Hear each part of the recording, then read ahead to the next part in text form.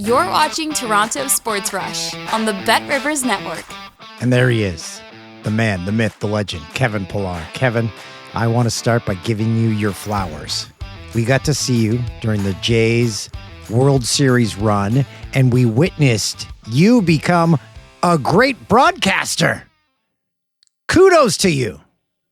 Well, thank you. Thank you. I think there's still some room for improvement. I think, talking to people within Sportsnet, talking to some of the people that I worked with on camera, behind camera, I was much like my playing career. I always wanted to get some criticism, constructive criticism. And for me, it was always hard for me to rewatch what I did, hear myself, look at how I engaged with the camera. But I had to learn to be a little bit more critical with that sort of stuff. But it's been a fun transition. Obviously, a super fun time to join Sportsnet during this amazing playoff run. Personally, I got to experience my first World Series too. Never went as a player, never went as a fan. So to be in that environment, on that setting, and then also I grew up in LA too, a Dodger fan when I was a kid. So going back home to where I, watched, probably 1,000 games in Dodger Stadium, to be on that field during a World Series run was kind of like this crazy full circle moment for me. So how was it watching it as a broadcaster, covering it? Did you just want to run out there at times and take part? I would say not as much as you would think. I'm fresh out of the game. I played this year. So, when I would walk the halls in Toronto, or when I would be, out and about kind of moving around the stadium, Dodger Stadium, if people recognize me, they're like, oh, you should be out there. You look like you can play. And I'm like, yeah, I did play this year. So I haven't completely gotten out of shape. But really, playoff baseball is the only time where I'm like, man, I wish I could be out there. Or at least I wish I could be in the dugout, being like an extra player, cheering on my guys. Because as a player, that's really what you play for. You play for an opportunity to play in the World Series, to play in postseason games, to have a chance to go on, win the ultimate prize, and be a World Series champion is what we all strive to do. But for the most part, there wasn't a big part of me that wishes I was out on the field. I was happy with where I'm at. Granted, I start to see the game a little bit differently now as a, analyst, broadcaster of the game. I will tell people, for a long time when I was a player and people would be very critical of maybe things that I did or decisions that I made or pitches that I swung at, the game definitely slows down from the stands and the broadcast booth. In my mind, I was starting to get very critical of like, why did they make this decision? They should have brought him in. They should have done this. Oh, they should have thrown to this base. Then I had to remind myself, like, it's so much different when you're in that dugout. You have 1,000 different things going on. I'm sitting up in a booth somewhere, being catered to with food, eating a hot dog, watching the game. And when it doesn't work out, it's like, oh yeah, I would have brought in that pitcher. But I always promised myself if I got into broadcasting, though, I would be authentic to who I was, speak the game with passion and insight, but I would never be very critical of decisions that are made either by a manager, a front office executive, and even more a player, because I hated it as a player, and I'm never going to forget how hard it is to play and how quick that game moves when you're actually on the field and in the dugout. And you walk that fine line, because sometimes a player gets into broadcasting and they're too vanilla because they don't want to offend anyone. They don't want to be critical of anything because maybe looking for a job down the road. But you were able to call the Jays out on certain plays, on certain things that happened during games. And that is what people took notice of. Yeah, it was difficult at first. I think the great thing about what I did this year with Sportsnet, as opposed to the couple other times that I kind of dabbled in it, is I was present. I was able to be on the field. I had to face, quote unquote, the noise. If I was going to be critical of something, a decision, a player, something that happened, I had to see those guys the next day. And I know what it's like to be the player and having to, talk to a reporter who, I know I heard what you said. I read it, I saw it, and then they buddy up to you and want to be friends. So I always wanted to be really authentic to who I was. And the toughest thing for me was going back to, what was it, Game 5 in Seattle when they brought in Brandon Little as opposed to some other guys. And, you are in touch with your producers, your co-host of the show throughout the game, and you're talking about certain topics of the game of, hey, this might be a good thing. If they win, we'll do this. And obviously everything that happened in that game flipped really quick. We had a short amount of time after the last out to get on, and they're like, you have to hammer this. And I'm like, okay, how do I walk this fine line? Because I'm going to show up at the field the next day and I'm going to see John Schneider, and I don't want to be fake or, not authentic. I want to say what I feel, but I don't want to put him in a situation where he feels like, I'm attacking him or, I'm putting the blame on him. So that was a really good introduction during a very high leverage situation to have to kind of put myself in that fine line of not being too vanilla and boring, but also not being overcritical. And when in doubt, I just felt like I need to tell the truth and be passionate and be authentic. And, if for some reason a player or the manager saw me the next day and they wanted to engage, I had to be authentic and be like, this is why I did what I did. This is why I said what I said. But like I said, I always want to come from a place where I'm not attacking his decision. In that moment, it wasn't like he made the wrong decision. My stance was, if I'm going to go down, I want to go down best on best. That's much different than saying he made the wrong decision. So I've learned throughout my career of being a player and being someone that has, either been criticized or praised, and someone that I wouldn't say paid so much attention to what people were saying, but in this day and age, it's impossible not to, receive things that are said about you negatively or positively. So I just try to take all that into consideration in kind of this new venture.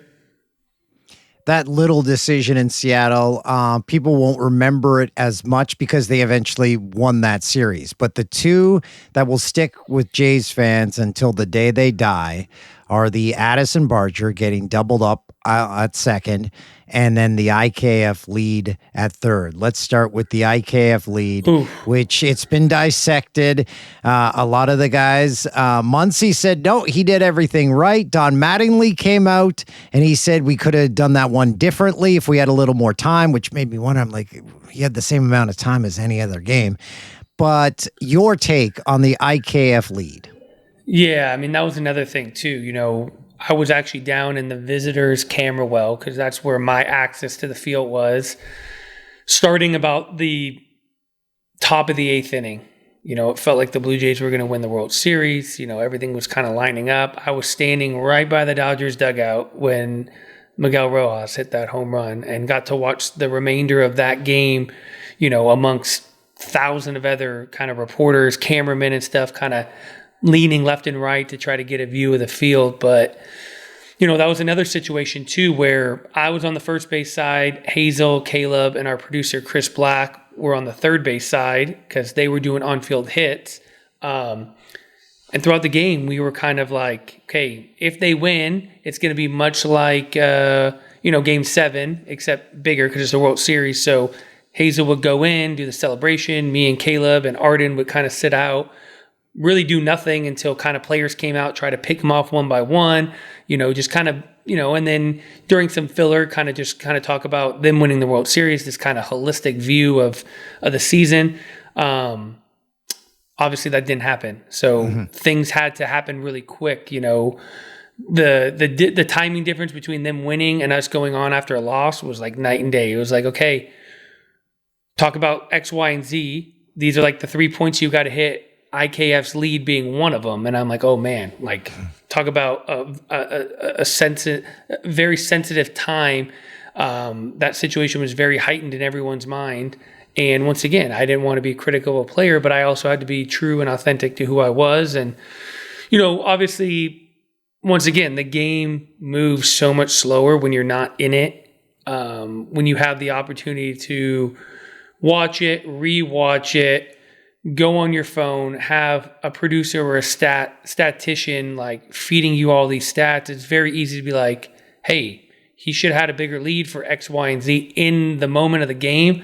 I don't think he did anything wrong because, God forbid, Varsho hits a line drive to the third baseman and he's off too far and he gets doubled up that way. We're talking about him being the worst base runner in the history of baseball. How can you get doubled off, 90 And it feet would have away been from, 2 games in a row if they had got doubled off. So, I mean, I think those are things where in the moment you don't really have enough time to kind of talk about that. But the human side, and, that's the great thing about podcasts is we could sit here and talk 20 minutes about that play. We could break it down. But to your point, there's also this heightened sense of awareness because of what happened the night before. So maybe his lead was, maybe he did everything right in terms of, okay, we don't want to get doubled up, but maybe that lead was 6 inches to a foot shorter than what it should have been because of what happened the night before. That's a totally normal thing for a human, an athlete to kind of subconsciously just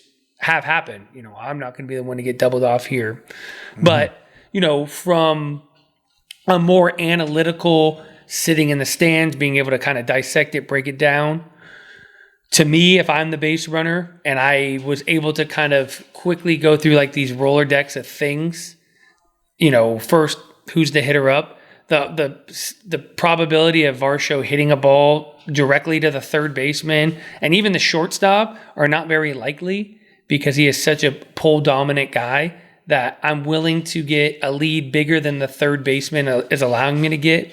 Because typically that's kind of the rule of thumb is when you're at third base in that situation, you need to be as far off as the third baseman allows you to be. One, so if they pick over, which rarely happens, but it is part of the game. Two, for that reason, if a line drive's hit at him, do I have ample time to get back before he gets to the base? But if you factor in the fact that you have a guy who hasn't lined out to a third baseman in X amount of years, high probability of fly balls, doesn't hit a lot of ground balls. Those are all things in hindsight that would have allowed me to think I should be a little bit more aggressive here.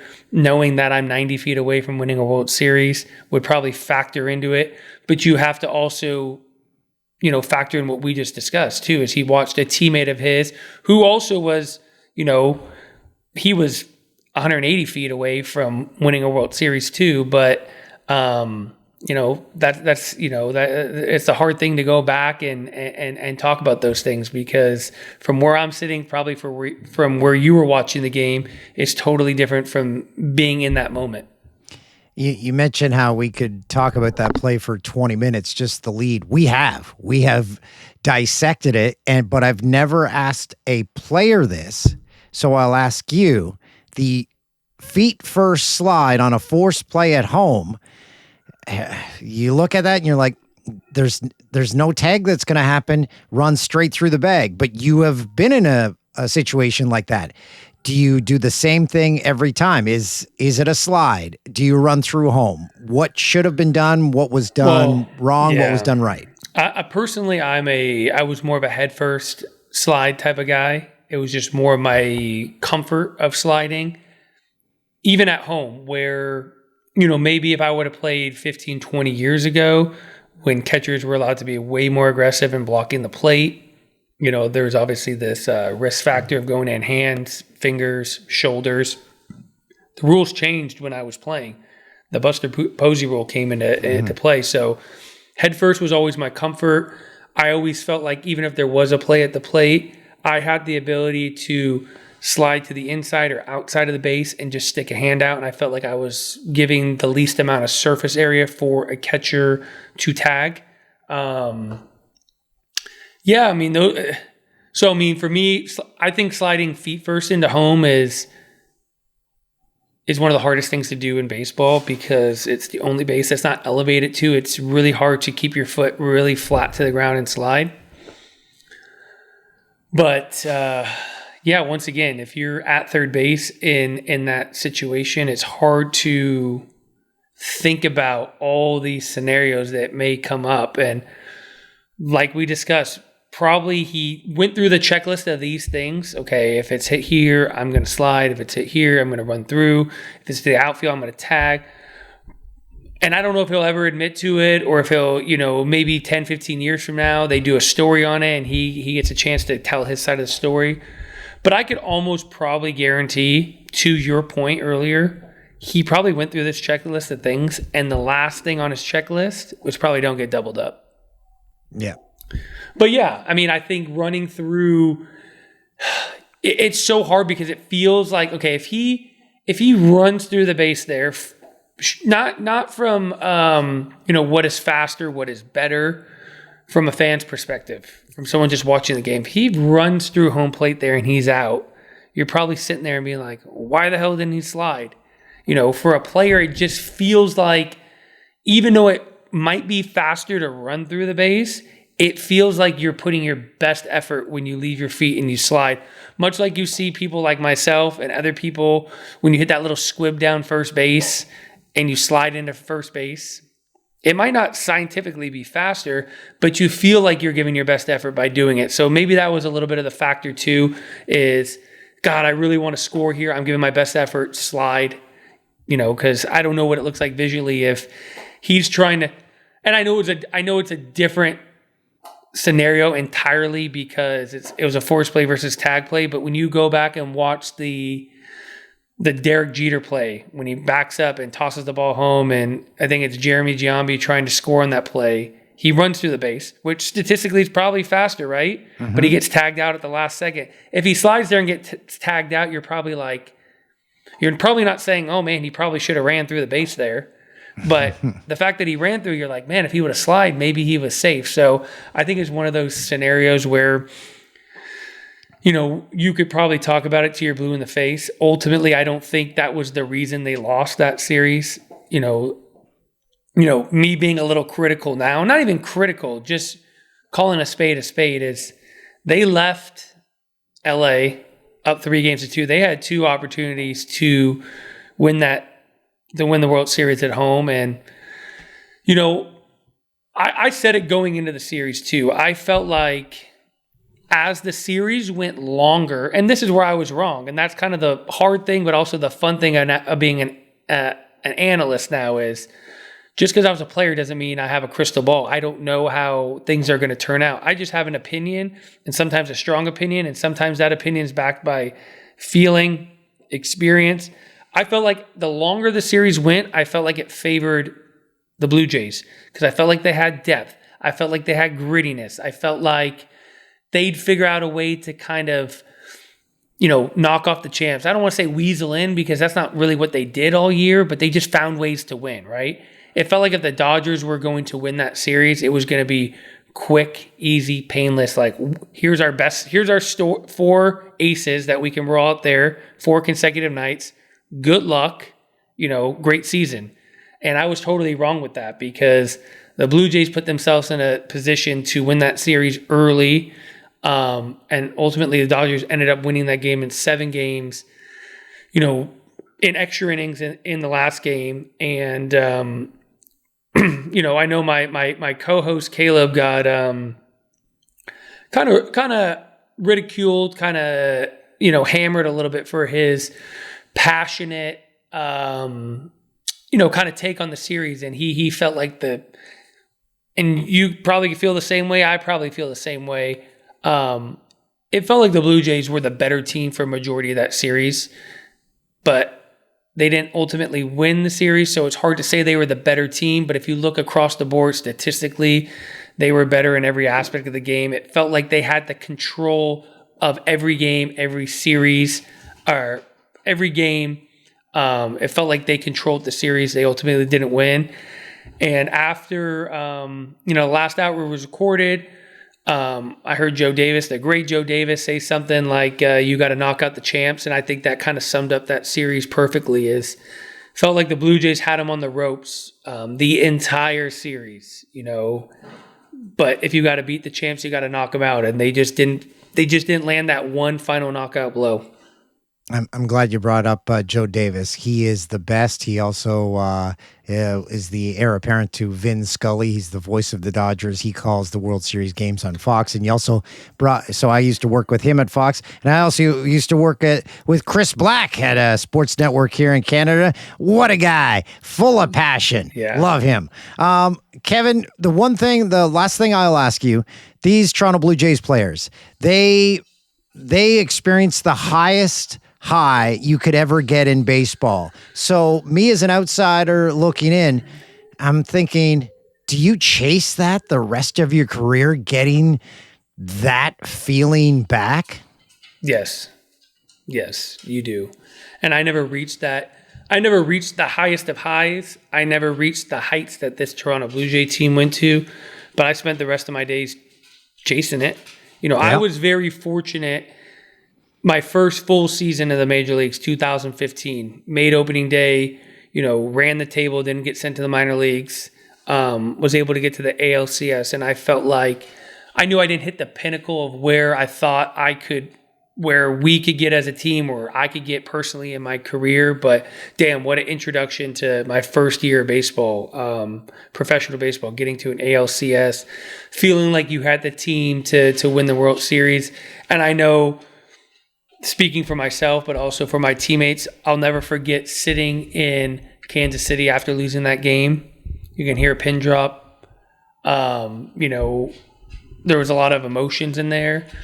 And no one left that clubhouse for a while. There was probably about, it was mostly the position player core with some pitchers sprinkled in, and we kind of sat at this round table in there, kind of shocked our season was over, obviously disappointed. And the conversation went about individually, collectively, what can we all do better so we don't feel this way again? How can we come back and do it again next year? And ultimately, we did go back the next year, lost it again, and the band got broken up a little bit. But personally, I spent my entire career chasing that feeling. I wanted to get back. I wanted to win. And for guys that have been to the top of that mountain, if you ask those guys, it's like, yeah, one time's great, but one time's not good enough. Those guys that win it, chase it again, and I think that's what you see in teams like the Dodgers. That why are they able to, put themselves in a position every year? Because they have guys that have tasted it, they have felt it, they have lived it. They've also been on the other side, losing a World Series too. And to your point, experiencing the highest of highs and what the Blue Jays experienced the lowest of lows are both going to be equal motivators for different reasons.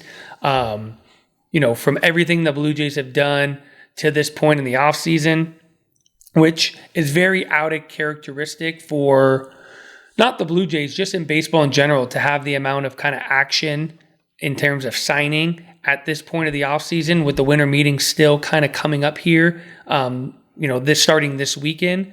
The Blue Jays going out and being really aggressive just kind of shows that, one, how bitter that loss felt for everyone involved in that organization, the fans across the entire country, the front office, the ownership willing to say whatever it takes. This is what it seems like right now. There's speculations of them going out and getting more pieces. So clearly ownership is saying, hey, whatever it takes, I don't want to feel that way again as an owner. On the flip side, getting to the World Series and experiencing it and almost reaching those, highest of heights and feeling what it's like to host a World Series game is also very motivating for this organization, this ownership group, this front office, and also players around baseball. Saw Toronto for the first time in 32 years was on the biggest stage of the World Series. People watch, players watch. And when you see how fun and collective that group of people were, when you see how excited, the Rogers Center was, outside the Rogers Center, the entire country, the support. I think Sportsnet was getting about 8.5 to 9 million people a night watching the game, which is an insane number. You want to be part of it. So I think the blueprint for a lot of teams, the Toronto Blue Jays, what they're doing with the stadium renovations and making it, a better viewing place, a place to go during the week, on the weekends, a fun place to watch a game, whether you're a diehard baseball fan or you're a 22-year-old guy who, instead of going to the bar, he's going to go to the fifth deck of the Rogers Center, watch a game, hang out with his buddies, try to, meet other people there. If you're a family of 5 and you want to go get a little family box or some standing room, have your kids run around, play with other kids. What they've done there is unbelievable. And they're kind of reaping the rewards of, what they were able to do, and people want to go there. So I think that stigma of playing in Canada, and for Toronto, for some people, which has been out there, because, most of us, that are from, the States, Canada is a different country. Things operate slightly different. It is as close as it could be, but it is different. you have customs and sort of things you don't have to deal with other places. It is a real thing, but when you think about all the great things that I just mentioned, it's starting to outweigh all these other things that kind of shied people away from potentially wanting to sign there for a long period of time. Yeah, and you just wait in 10, 15 years, much like Vince Carter effect on basketball in this country. You wait for the Blue Jays effect. So in 10, 15 years, a whole crop of new Canadian baseball players will emerge. Kevin, we thank you for this. I appreciate you. Thanks for watching Toronto Sports Rush on the Bet Rivers Network.